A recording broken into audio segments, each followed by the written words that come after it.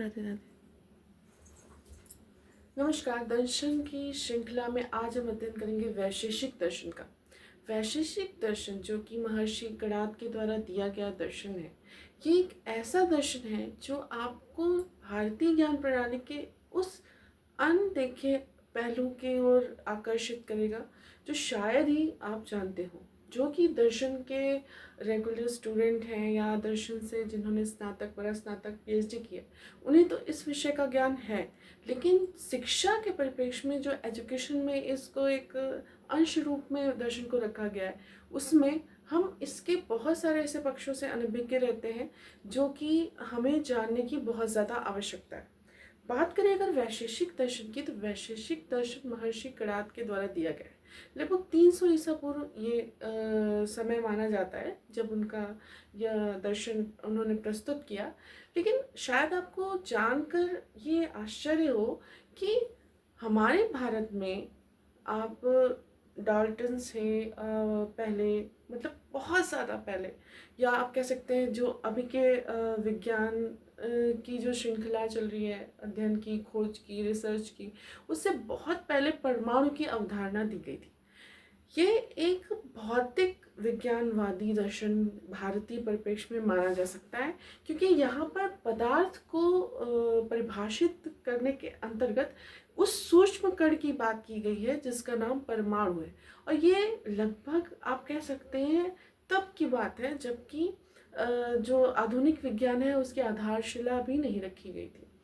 तो जो भारतीय दर्शन है उसको अगर हम बहुत ही गहनता से अध्ययन करें तो बहुत सारी चीज़ें आपको जानने को मिलेंगी, बहुत सारे तथ्य आपको जानने को मिलेंगे जिससे हम अनभिज्ञ हैं। तो हम चर्चा करेंगे, काफ़ी यह व्यापक दर्शन है इसलिए कम समय में इसके मुख्य बिंदुओं पर ही चर्चा करेंगे। तो ये एक ऐसा दर्शन था जिसने बहुत ही पहले गुरुत्वाकर्षण, गुरुत्व, या आप कह सकते हैं भूकंप और बाढ़, जो प्राकृतिक आपदा, जो मतलब फिजिक्स से रिलेटेड जो घटनाएं, उनकी बातें यहाँ पर की थी। इन्होंने शुरू में ईश्वर को पूर्णतः नहीं, मतलब ईश्वर को ईश्वर के रूप में नहीं माना था, एक अदृष्ट गुण के रूप में माना था जो कि दृश्य नहीं है। बाद में फिर इन्होंने उनको पूर्ण रूप से स्वीकार कर लिया।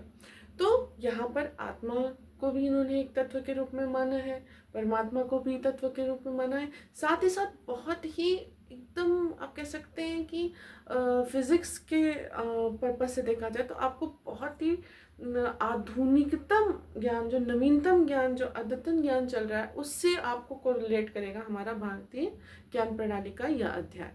भारतीय ज्ञान प्रणाली के अंतर्गत बहुत सारे दर्शन आए, जैसे वेदांत दर्शन, पूर्व मीमांसा, उत्तर मीमांसा, उसमें वैशेषिक भी आता है। तो अगर हम धीरे धीरे जब भी अध्ययन करना शुरू कर दिए हैं, जिस प्रकार से अगर हम आगे अध्ययन करेंगे तो हमको ये जानकारी मिलती जाएगी कि किस प्रकार से हमारी ज्ञान प्रणाली बहुत ही पूर्व से ही बहुत ही ज़्यादा समृद्ध रही। तो यहाँ पर जो वैशेषिक दर्शन है, जैसा कि मैंने बताया कि महर्षि कणाद के द्वारा दिया गया, ये किद्वंती कह सकते हैं या उस समय की जो परिचर्चा है, तो इनको ये रास्ते के जो अन्न के कण होते थे उसको एकत्रित करके ग्रहण करते थे, इसके लिए भी इनका नाम कणाद पड़ा। या हो सकता है भविष्यवक्ता होने के कारण लोगों ने, इनके माता पिता ने इनका नाम रखा हो, क्योंकि बाद में इन्होंने उस कण की भी बात की जो परमाणु कण था, जो सूक्ष्मतम अविभाज्य कण, इन्होंने एकदम स्पष्ट रूप से लिखा हुआ है कि वह परमाणु वह सूक्ष्मतम अविभाज्य कण है जिससे ही सारी सृष्टि का निर्माण हुआ है। तो यहाँ पे बहुत ही शॉर्ट में इनको रिवीजन के तौर पे हम लोग अध्ययन करने का यहाँ पर प्रयास करेंगे। तो वैशेषिक दर्शन के और भी अन्य नाम हैं, जैसे कि इसको कणाद दर्शन कहते हैं, कणाद, महर्षि कणाद ने इसको दिया था। इसके अलावा इसको औलुक्य दर्शन भी कहते हैं, क्योंकि माना जाता है कि इनके पिता का नाम औलुक्य था, इसलिए औलुक्य दर्शन औलुक था, तो उनके पुत्र के रूप के दर्शन के रूप में इसको जाना जाता है। और ये भी कहा जाता है कि इनको जब दर्शन के बारे में परमात्मा ने उल्लू के रूप में इनको दर्शन के जितने भी चीज़ें थी वो बताई थी, इसलिए भी कहा जाता है कि हाँ, इसका औलुक्य दर्शन इसको। साथ ही साथ पाशुपत दर्शन, काश्यपीय दर्शन, क्योंकि इनका गोत्र बताते हैं कि काश्यप था, तो काश्यपीय दर्शन में कहते हैं प्राचीन भौतिक भौतिक विज्ञानवादी दर्शन भी यह रहा। इसके अलावा अगर चर्चा करें वैशेषिक सूत्र, इन्होंने जो रचना की थी उसमें 10 अध्याय थे और कुल 370 उसमें इन्होंने सूत्र दिए थे वैशेषिक के। ये न्याय दर्शन के समान ही गुण रखने वाला है, क्योंकि वो भी बहुत ही मतलब प्रमाण पे बात करते हैं उसमें, तो उसमें लेकिन 4 प्रकार के प्रमाणों की बात की गई है और यहाँ पे 2 ही प्रकार के प्रमाणों की बात की गई है। मुख्यतः जो फोकसली उन्होंने जिन प्रमाणों की बात की उससे यहाँ पर 2 ही प्रमाण माने हैं, आपका प्रत्यक्ष और आप कह सकते हैं अनुमान प्रमाण। इसके बाद चर्चा करें तो इनके बाद उसमें जो मॉडिफिकेशन हुआ, मॉडिफिकेशन में श्रीधर उदयन और शिवादित्य जी ने इसमें बहुत सारे मॉडिफिकेशन किए। जैसे कि जब गुण की बात हुई तो पहले कितने गुण थे, 17, फिर 24 गुण इसमें कुल बनाए गए, तो उसमें धीरे धीरे मॉडिफाई होने लगा। इसके अलावा इसमें जो सिद्धांत है उसकी हम बात करते हैं। अब इस सिद्धांत को मुख्य रूप से अगर देखना चाहे तो प्रत्येक वस्तु दूसरे से अलग है। पहली चीज़ तो एकदम इन्होंने ये कह दिया कि हर एक वस्तु दूसरे से अलग है। उसके अलावा इन्होंने कहा कि ब्रह्मांड परमाणु संघनन से बना। इन्होंने ब्रह्मांड का निर्माण परमाणु तत्व से बनाया। उस परमाणु के बारे में इन्होंने कहा कि वह अविभाज्य सूक्ष्मतम कण है। इसके अलावा इन्होंने अनेकात्मवाद कहा। अनेकात्मवाद जीवात्मा से संबंधित है कि प्रत्येक मनुष्य के अंदर जो जीवात्मा है वो भिन्न भिन्न है, इन्होंने ये चीज़ कहा। इसके बाद इन्होंने असत्कार्यवाद को बढ़ावा दिया, सत्कार्यवाद के अपोजिशन में। तो इन्होंने कारण को नित्य और कार्य को अनित्य माना। नित्य मतलब जो कभी नष्ट ना हो और अनित्य जो नष्ट हो जाएगा। तो जो कारण है वो नित्य है, उसी कारण से सभी कार्य करते रहते हैं। जो कार्य है वो अनित्य है। इसके पीछे ये पर्पस था, जो कार्य हम करते हैं वही हमारा कर्म फल प्रदाता जो ईश्वर है, अच्छे कार्यों के अच्छा फल और बुरे कार्यों का बुरा फल देता है। तो वो कर्म नष्ट होते जाते हैं, उसका फल जब मिल जाता है। तो यहाँ पे कार्य को अनित्य कहा।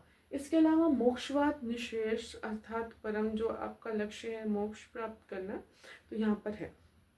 एक चीज़ हमको ध्यान देनी है, इन्होंने ये चीज़ को जैसे कि वेद में कहा गया है कि ईश्वर आत्मा परमात्मा में विलीन हो जाती है, तो इन्होंने ये चीज़ नहीं कही है।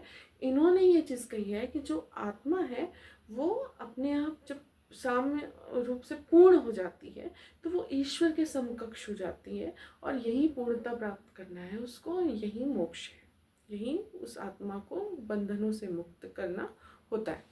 अब हम बात करेंगे यहाँ पे परमात्मा को इन्होंने जो माना उस उनके बारे में जो गुण कहा उसकी बात करेंगे।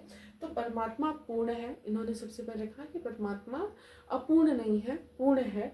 इसके अलावा अदृष्ट है, मतलब दृश्य नहीं है, अदृष्ट है, सृष्टिकर्ता है, दयावान है, वेदों का रचयिता है, कर्म फलदाता है, अदृष्ट नियामक, जितने भी नियम है उसका नियमन, वो नियामक कौन है, हमारा परमात्मा, प्रेरक है और गति प्रदाता है। अब अभी यहाँ आपको लग रहा होगा ये कैसे इन्होंने कहा कि ये भौतिक विज्ञानवादी दर्शन है। तो बिल्कुल ये भौतिक विज्ञानवादी दर्शन है, क्योंकि शुरू में इन्होंने साइंस में उस तत्व को तो मानते ही है जिससे इंसान का जीवन है। तो इसलिए इन्होंने उसके चालक को भी बताया बाद में। और अब हम बात करते हैं जो मुख्य इन्होंने बातें कही। वैशेषिक गुण इसका नाम इसलिए पड़ा कि इन्होंने प्रत्येक गुण की विशेषता बताई कि किसी चीज़ में क्या विशेषता है, इसलिए इसे वैशेषिक गुण की भी संज्ञा दी गई। अब पदार्थ, जब भी ये प्रश्न आए कि कितने प्रकार के पदार्थ यहाँ पर बताए गए हैं वैशेषिक दर्शन में, तो 7 प्रकार के पदार्थों की यहाँ पर चर्चा की गई है। तो 7 प्रकार के पदार्थ कौन कौन से हैं, तो यहाँ बात करेंगे। पहला है द्रव्य या पदार्थ, मतलब यहाँ पदार्थ भी 7 प्रकार के हैं। तो उसमें पहला जो द्रव्य है, जो आपका दृश्य है भौतिक रूप से, उसको यहाँ पर द्रव्य कहा गया, उसकी भी हम चर्चा करेंगे। फिर इन्होंने दूसरा पदार्थ कहा गुण इन्होंने अगर द्रव्य की बात करें तो इन्होंने कहा है द्रव्य हमारे पृथ्वी, जल, अग्नि, वायु, आकाश के अलावा दिक भी अलग है, आकाश से डिफरेंट है। फिर काल, आत्मा और मन, इतने प्रकार के इन्होंने द्रव्य बताए। आपके हो गए कुल लगभग 9 द्रव्य इन्होंने बताए हैं। इसके बाद यहाँ पर इन्होंने गुण जो बताए वो 24 गुण बताए। शुरू में इन्होंने कुछ 17, फिर 24 गुण बाद में संवर्धित किया। तो जो 17वां गुण मतलब 24 गुण बताए वो उनकी हम बात करेंगे। फिर उसके बाद इन्होंने बताया तीसरा पदार्थ कर्म या गति, ये भी पदार्थ के रूप में माना। फिर चौथा पदार्थ सामान्य, पांचवा पदार्थ है विशिष्ट, फिर छठा है आपका समयाप या समायम, और फिर उसके बाद आपका लास्ट है अभाव। यहाँ तक इन्होंने जो 6 पदार्थ है वो कणाद ऋषि जी ने, महर्षि कणाद ने दिए थे। और उसके बाद ये जो है आपका अभाव जो जोड़ा गया, क्योंकि इसमें जो उनके एक्सप्लेनेशन है उसमें उन कंक्लूजन निकल रहा था, तो उसको विशेष रूप से जोड़ा गया कि श्रीधर उद्यान और शिवादित्य जी लोगों ने जो उसमें मॉडिफिकेशन किया था उसके द्वारा। तो ये आपके 7 पदार्थ हैं। अब हमने परमात्मा की बात की, पदार्थ की बात की, इसमें प्रमाण की बात करेंगे। तो प्रमाण इन्होंने, मैंने कहा कि जैसे कि इसमें 2 प्रकार के प्रमाणों की बात की गई, प्रत्यक्ष और अनुमान। तो प्रत्यक्ष अनुमान में जो प्रमा है, जो उसकी प्रमा है, उसमें प्रमा में ये 2 प्रकार के प्रमाएं भी हैं, आपका प्रत्यक्ष और अनुमिति। प्रत्यक्ष आपका वो है जो आपको दिखता है, जिसका प्रूफ आप देख सकते हो, और अनुमान जिसका आप आकलन करते हो, जिसका कारण कभी कभी हमें नहीं पता होता। तो जब अनावस्था दोष आ जाए या कुछ भी ऐसा चीज़ जो एग्जैक्टली मेजर नहीं हो सकता, तो प्रत्यक्ष में लौकिक और अलौकिक 2 है आपके, और अलौकिक में संशय और आपका विपर्य 2 प्रकार के। इसके अलावा जो अनुमिति है उसमें भी 2 प्रकार है, स्वार्थ और परार्थ। और इसके अलावा इसको केवलमयी, अव्यतिरेकी और अव्यतिरेकी, इन भागों में बांटा गया। अब हम मूल रूप से चर्चा करेंगे जो प्रश्न आपके बन सकते हैं पदार्थों से संबंधित। पदार्थ है क्या, यही इनका पूर्ण दर्शन, यहीं से आपको समझ में आ जाएगा कि इन्होंने किस चीज पर चर्चा की। जैसा कि सिद्धांत मैंने बताया कि प्रत्येक वस्तु दूसरे से अलग है, तो उसका कोई कारण होगा, कैसे अलग है। तो आप देखिए यहाँ पर इन्होंने जो चर्चाएं की हैं सामान्य और विशिष्ट की, तो उसमें आपको देखने को मिलेगा कि कैसे दूसरे से अलग है। तो कुछ गुण होते हैं जो सब में होते हैं, जैसे अलग अलग नाम लीजिए, लेकिन सभी मनुष्य हैं, तो यह मनुष्यता का गुण सामान्य है। लेकिन जो उनकी पर्टिकुलर जो गुण होंगे जो एक से दूसरे को डिफरेंट करते हैं, वो विशिष्ट होंगे, ठीक है। और समाय वो होते हैं जो एक दूसरे से इंक्लूडेशन होता है, तो यहाँ पर उसकी भी हम चर्चा करेंगे। लेकिन सबसे पहले बात करते हैं द्रव्य की, जो मुख्य इनका सिद्धांत है। तो द्रव्य के बारे में इन्होंने कहा क्या। द्रव्य के बारे में जैसे मैंने आपको बताया कि इन्होंने परमाणु की बात कही थी, बहुत ही व्यापक रूप से इसकी चर्चा इनके दर्शन में आपको देखने को मिलेगी। तो इन्होंने कहा कि द्रव्य क्या है, अगर उसको परिभाषित करें तो वही चीज़ जो हमारी आती है कि वो भिन्न भिन्न अवस्था, जैसे कि हम उसकी 5 अवस्थाएं पढ़ते हैं, तो यहाँ पर भी इन्होंने बताया है कि जिसमें क्रिया हो वह गुण हो। क्या है, जिस चीज़ में क्रिया हो, या अगर क्रिया नहीं हो तो कोई गुण हो, ठीक। उसके बाद कहा है सह अस्तित्व हो, परमाणुओं से बना हो, परमाणुओं से निर्मित हो, भिन्न अवस्था में हो, उत्पन्न या नष्ट होने पर भी ध्रुव हो। अर्थात ऐसे तो हम तो कहते हैं कि ना उसको ऊर्जा को उत्पन्न किया जा सकता है ना नष्ट किया जा सकता है। यहाँ इन्होंने पदार्थ के बारे में कहा, जैसे कि हमने कोई चौक है उसको क्रश कर दिया, तो वो से कहा कि निर्माण और जो उत्पन्न हुआ या नष्ट होने पर भी उसमें क्या हो, ध्रुव हो। ध्रुव मतलब वो स्थायी हो, अर्थात उसके जो परिमाण है, उसकी मात्रा है, वो कहीं भी नहीं जाएगी, उसकी जो क्वांटिटी है कहीं नहीं जाएगी। वही चीज़ यहाँ पर कही कि वो स्थायी हो, और यही इन्होंने सत्य माना है। पदार्थ को ही द्रव्य, पदार्थ में द्रव्य को ही सत्य माना है। अब इन्होंने कहा कि ये जो परमाणु होता है वह किसी भी द्रव्य का सबसे सूक्ष्मतम अविभाज्य कण होता है। इसके अलावा इन्होंने कहा कि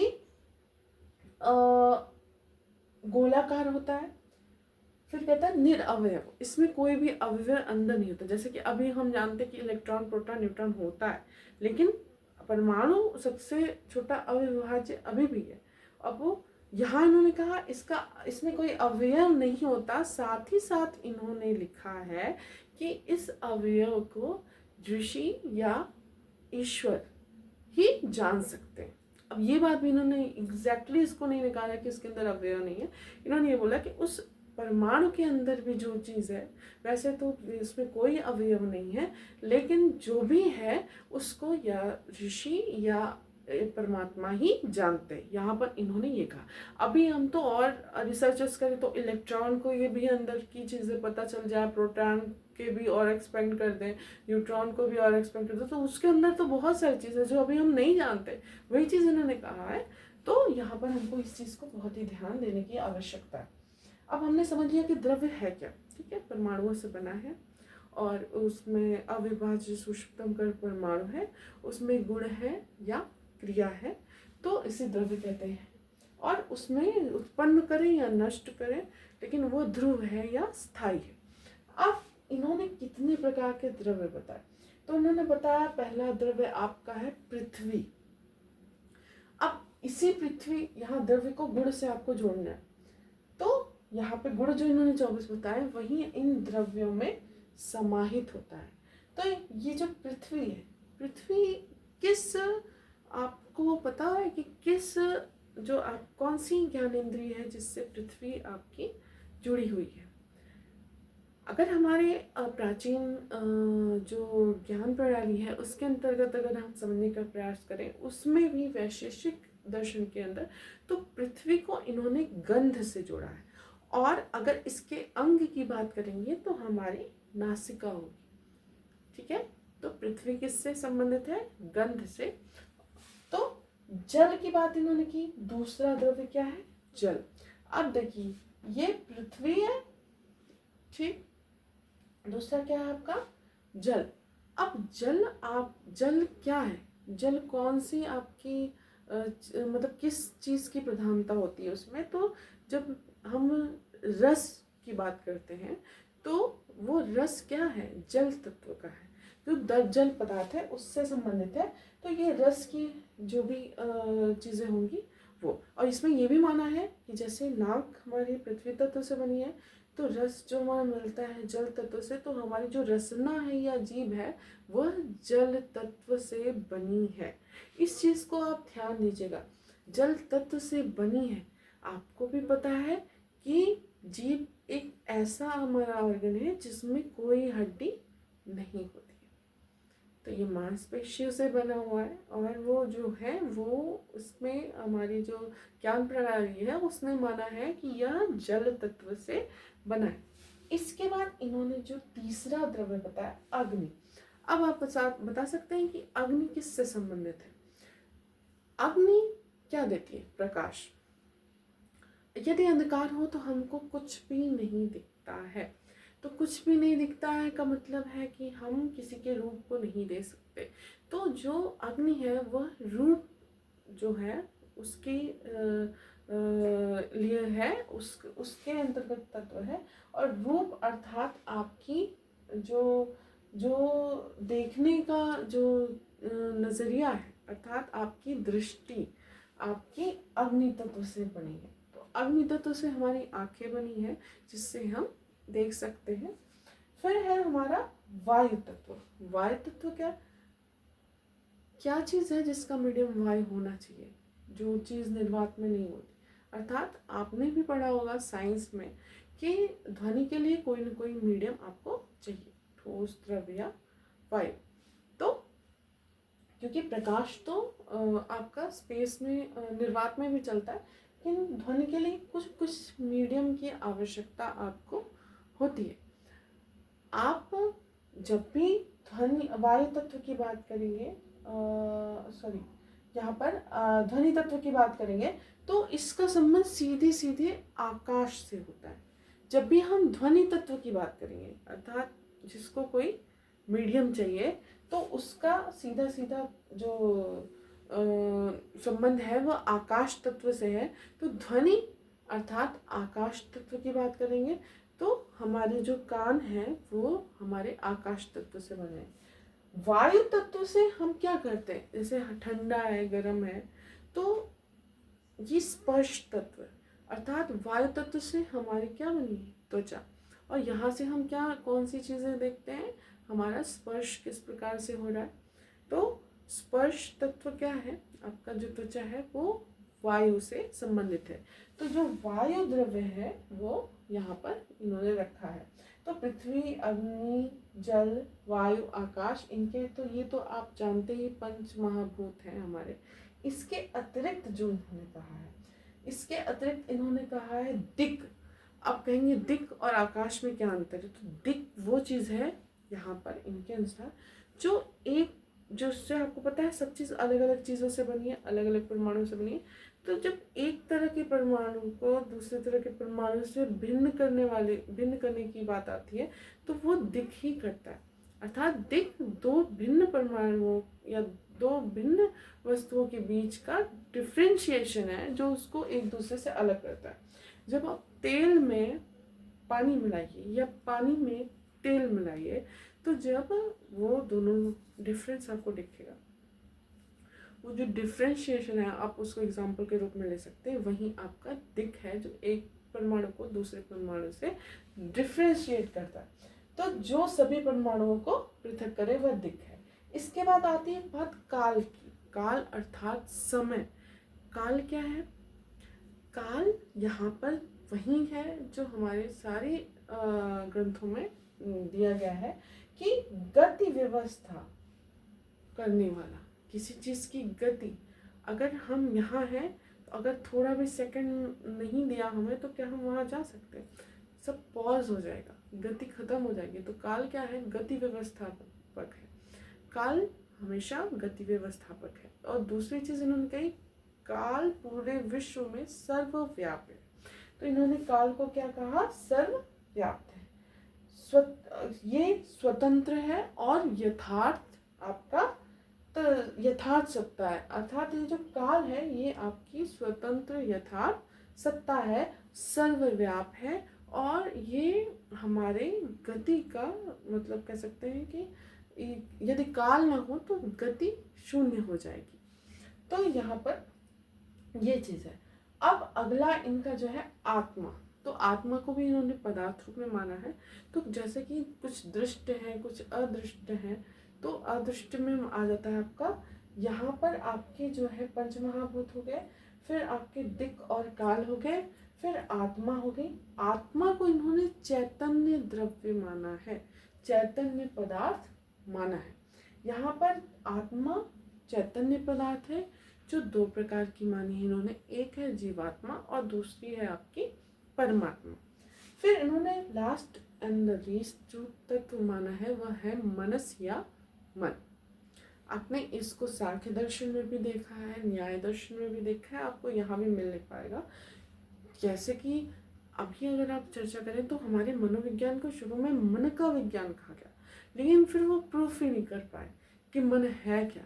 फिर उसको आत्मा का विज्ञान, आत्मा ने ही प्रूफ कर, फिर धीरे धीरे क्या हुआ, मॉडिफिकेशन हो गया। यहाँ पे जो मन की बात है वो वह मन है जो सब चीज़ों का प्रेरक। अगर आप ध्यान से समझेंगे तो ये मन बहुत ही सबसे शक्तिशाली कारक है किसी कार्य के लिए। यह मन जो है यह आंतरिक इंद्रिय है। मन हमारा आंतरिक इंद्रिय, बिना इसके ना आप बाह्य कार्य कर सकते हैं ना आपके अंदर कुछ हो सकता है। बाह्य इंद्रिय का परिचालन भी कौन करता है, आपका मन। और आत्मा को भी अनुभव कौन कराता है, आपका मन। यदि मन शून्य हो जाए तो आप भी शून्य हो जाएंगे। तो यहाँ पर आपको समझने की ज़रूरत है। शायद इसीलिए कहा नहीं गया, पर जो मनोविज्ञान था वो भारतीय शिक्षा प्रणाली में बहुत ही पूर्व से ही समाहित है। सीधे सीधे आप देख सकते हैं कि उसको उन्होंने मन को बहुत ही बड़ा कारक माना है हर चीज़ के प्रति, चाहे हम माया में बंधे हों, कर्म में बंधे हो, ईश्वर से बंधे हो। तो हर चीज़ क्या है यहाँ पर मन से जुड़ी है, तो इसलिए यहाँ पर इसको मन को द्रव्य के रूप में रखा। तो ध्यान देंगे, पृथ्वी, जल, अग्नि, वायु, आकाश, दिक्, काल, आत्मा और मन। पृथ्वी गंध, जल रस, अग्नि रूप या प्रकाश, वायु स्पर्श और आकाश शब्द यहाँ पर आपका कारक है। अब हम चर्चा करेंगे गुणों के। तो 24 जो गुण बताएंगे, ये बहुत व्यापक नहीं, तो शॉर्ट में अध्ययन करने का प्रयास करेंगे। तो गुणों के बारे में इन्होंने कहा है गुण क्या होते हैं। तो गुण बिना द्रव्य के कुछ नहीं, द्रव्य का ही गुण होता है। गुण द्रव्य आश्रित होते हैं। इन्होंने कहा कि द्रव्य के भीतर ही गुण क्या होते हैं, समाहित होते हैं। और जो गुण होता है वो स्वयं निर्गुण होता है, लेकिन द्रव्य से मिलकर उसका गुण बन जाता है। यहाँ पर जो गुण है वह निष्क्रिय होता है और वस्तुनिष्ठ होता है, साथ ही साथ सहज होता है। इस द्रव्य को इन्होंने 24 भागों में बांटा। तो वो कौन से हैं, जैसा कि यहाँ पर आपने इसके उसमें देखा। तो यहाँ पर जब आप पदार्थ की बात करेंगे तो आपके 9 थे। अब इसके ही आपके गुण हैं, उसकी बात इन्होंने की। हाँ, आप कहेंगे क्यों 24 ही की, तो और भी कर सकते थे। तो उन्होंने ये चीज़ व्याख्या की कि फिर तो गुण तो हम जो मुख्य है, जो व्यवहारिक है, क्योंकि इन्होंने व्यवहारिकता पर बहुत जोर दिया। तो कहीं जो मुख्य व्यवहारिक चीज़ है वो हम ज़्यादा फोकस करेंगे। बाकी गुण तो अनंत है, तो हम क्या अनंत तक जाएंगे, तो ऐसा नहीं है। फिक्स कर दिया इन्होंने, 24 गुण इन्होंने बात की। वो गुण ऐसे है, रूप, रस, गंध, स्पर्श, शब्द, ये तो आपके पंच महाभूत के हैं। संख, ये आपके एक इंद्रिय, मतलब आपके कह रहे हैं कि मतलब एक इंद्रिय पर्टिकुलर इन चीज़ों का संचालन कर सकती है। फिर 2 इंद्रिय की बात करें तो उसमें संख्या हुआ, परिमाण हुआ, आपका पृथ्वत्व हुआ, संयोग हुआ, विभाग हुआ, परत्व हुआ, अपरत्व हुआ, द्रवत्व हुआ, स्नेह हुआ। स्नेह भी आप अकेले खुद से नहीं करते, आप स्नेह जो करते हो उसके लिए भी दो इंद्रिय की आवश्यकता होती है। तो स्वयं से प्रेम करना मतलब स्वयं को जानना ही स्वयं से प्रेम हो जाता है। यह जो स्नेह है यहाँ पर वह क्या है, आपका द्वितत्व है, द्विइंद्रिय तत्व।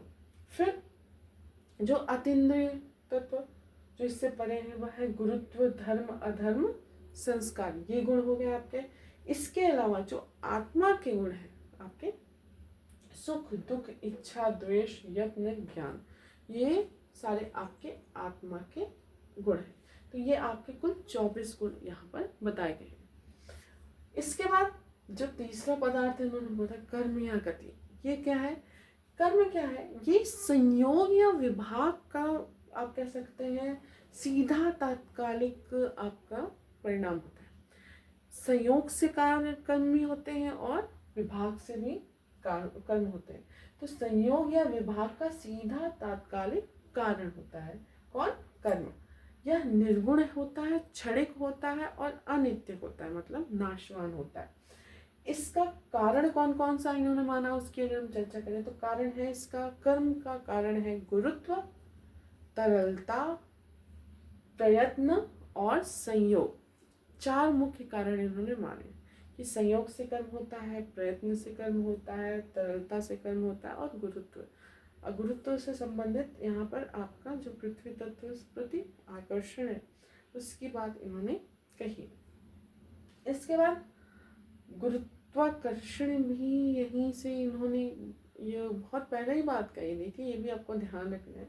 इसके बाद प्रकार कितने बताए इन्होंने कर्म के, तो एक है आपका उत्प्रेक्षण, मतलब ऊर्ध्वाधर, ऊपर की साइड जो कर्म होता है। दूसरा होता है अवक्षेपण, नीचे के और जो कर्म होता है।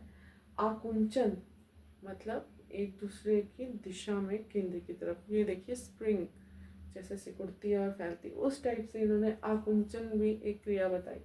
प्रसरण, प्रसार, फैलती है जो।